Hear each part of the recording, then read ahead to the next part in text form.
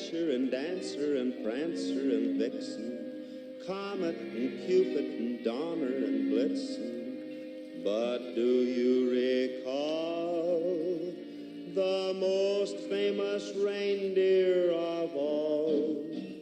Rudolph the red-nosed reindeer had a very shiny nose, and if you ever saw it, you would even say it glows. All of the other reindeer used to laugh and call him names. They never let poor Rudolph join in any reindeer games.